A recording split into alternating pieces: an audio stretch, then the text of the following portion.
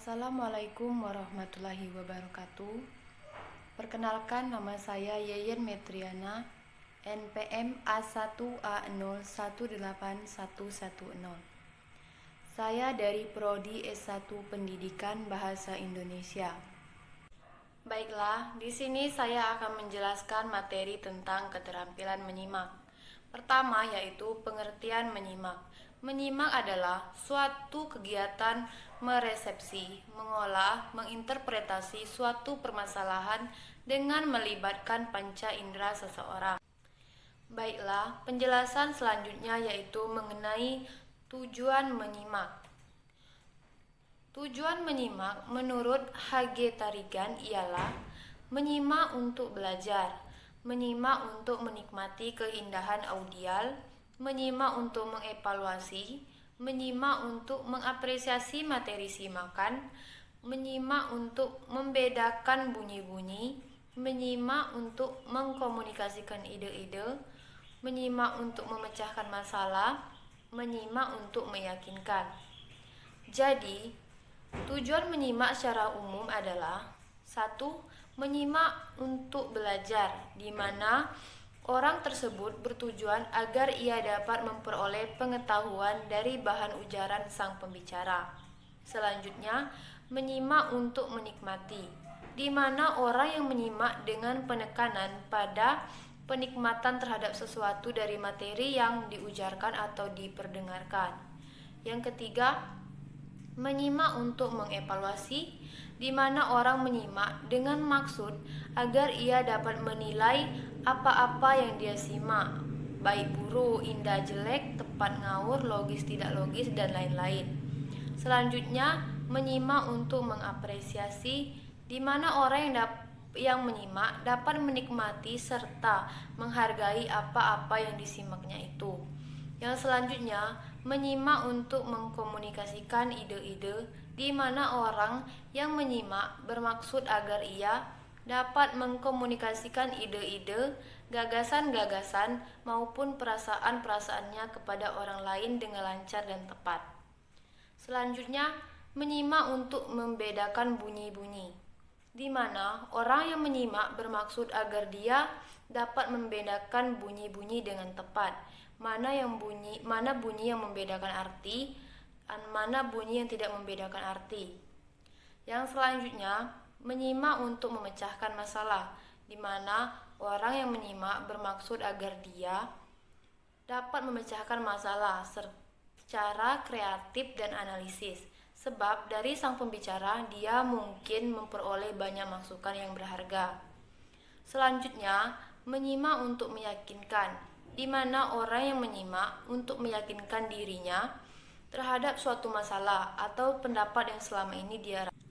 Baiklah, penjelasan selanjutnya mengenai jenis-jenis menyimak. Yang pertama yaitu menyimak ekstensif atau extensive listening. Menyimak ekstensif adalah sejenis kegiatan menyimak yang berhubungan dengan hal-hal yang lebih umum dan lebih bebas terhadap suatu bahasa. Tidak perlu di bawah bimbingan langsung seorang guru. Penggunaan yang paling mendasar ialah untuk menyajikan kembali bahan yang telah diketahui dalam suatu lingkungan yang baru dengan cara yang baru.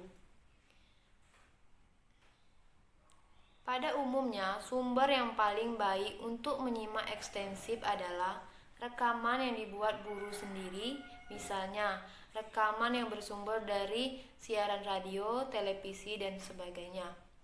Jenis menyimak yang kedua yaitu menyimak intensif atau intensive listening. Menyimak intensif adalah menyimak yang diarahkan pada suatu yang jauh lebih diawasi, dikontrol terhadap suatu hal tertentu. Dalam hal ini harus diadakan suatu pembagian penting, yaitu diarahkan pada butir-butir bahasa sebagai bagian dari program pengajaran bahasa atau pada pemahaman serta pengertian umum. Jelas bahwa dalam kasus yang kedua ini, maka bahasa secara umum sudah diketahui oleh para peserta didik atau siswa. Jenis menyimak yang ketiga yaitu menyimak sosial atau social listening. Menyimak sosial ataupun menyimak sopan biasanya berlangsung dalam situasi-situasi sosial tempat orang mengobrol mengenai hal-hal yang menarik perhatian semua orang dan saling mendengarkan satu sama lain untuk membuat respon-respon yang pantas, mengikuti detail-detail yang menarik, dan memperhatikan perhatian yang wajar terhadap apa-apa yang dikatakan oleh seorang rekan. Dengan kata lain, dapat dikemukakan bahwa menyimak sosial paling sedikit mencakup dua hal, yaitu perkataan menyimak secara sopan santun dengan penuh perhatian, percakapan atau konversasi dalam suatu situasi sosial dengan suatu maksud. Dan kedua, mengerti serta memahami peranan-peranan pembicara dan menyimak dalam komunikasi tersebut. Selanjutnya, jenis menyimak yang keempat, yaitu menyimak sekunder atau secondary listening. Menyimak sekunder adalah sejenis kegiatan menyimak secara kebetulan dan secara ekstensif atau casual listening dan extensive listening. Misalnya, menyimak pada musik yang mengiringi tarian-tarian rakyat terdengar secara sayup-sayup, sementara kita menulis surat pada teman di rumah, atau menikmati musik sementara ikut berpartisipasi dalam kegiatan tertentu di sekolah seperti menulis, pekerjaan tangan dengan tanah liat, membuat sketsa, dan latihan menulis dengan tulisan tangan. Jenis menyimak yang selanjutnya yaitu menyimak estetik atau aesthetic listening. Menyimak estetik disebut juga menyimak apresiatif atau appreciational listening.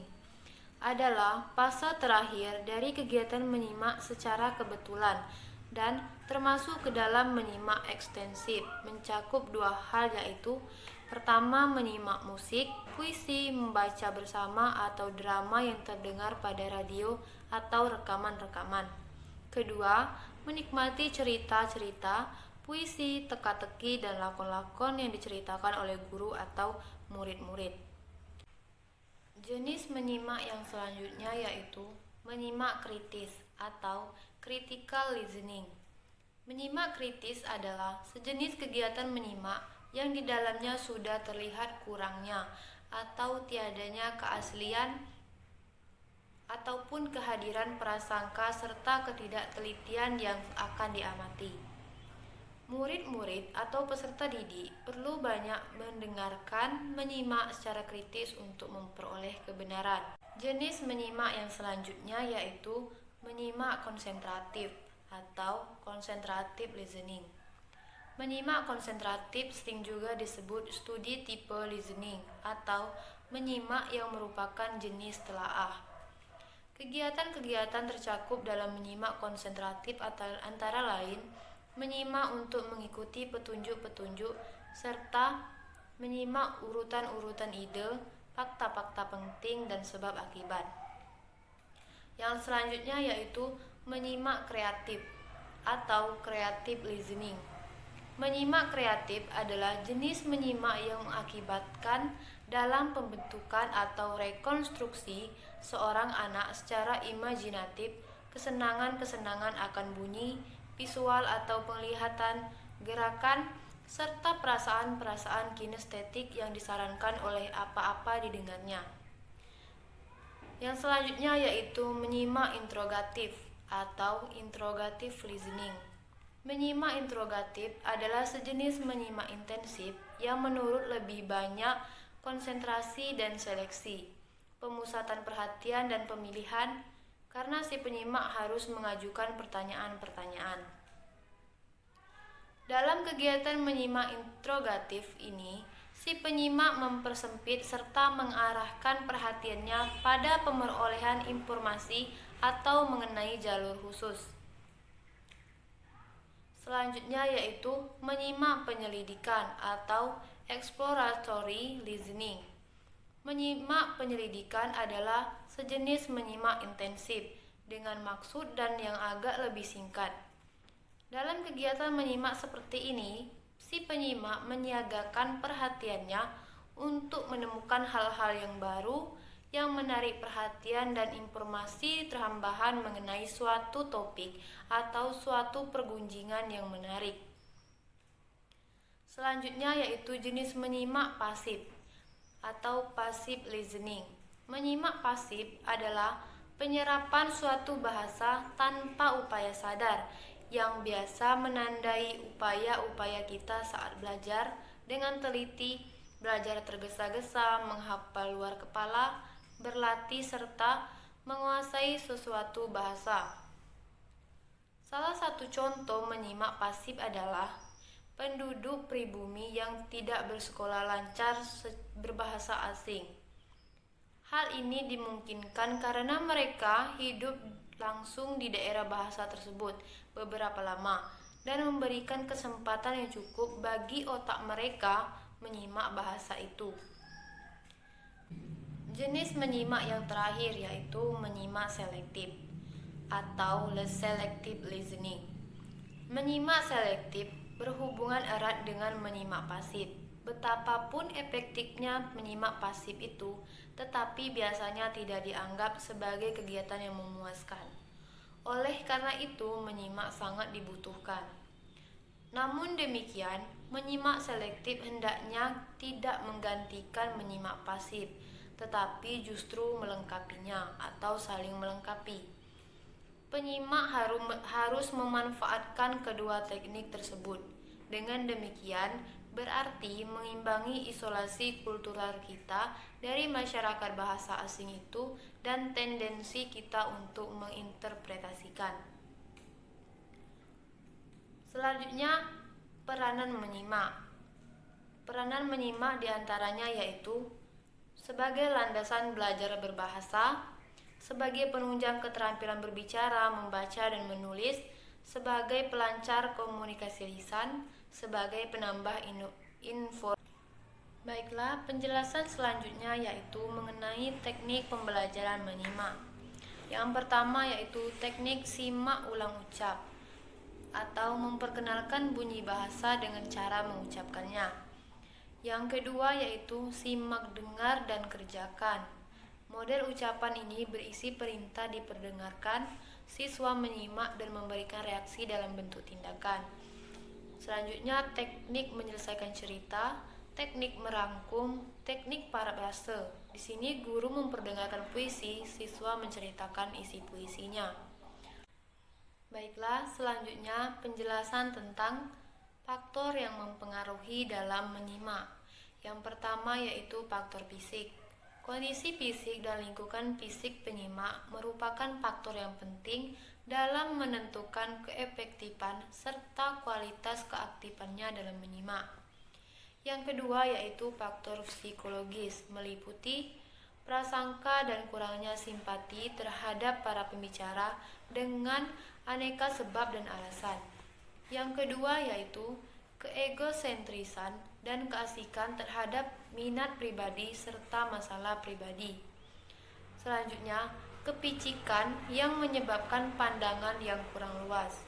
Selanjutnya, kebosanan dan kejenuhan yang menyebabkan tiadanya perhatian sama sekali pada pokok pembicaraan. Yang selanjutnya yaitu sikap yang tidak layak terhadap sekolah, terhadap guru, terhadap pokok pembicaraan atau terhadap sang pembicara. Baiklah, itulah tadi materi tentang menyimak. Semoga bermanfaat bagi teman-teman semua. Saya ucapkan wassalamualaikum warahmatullahi wabarakatuh.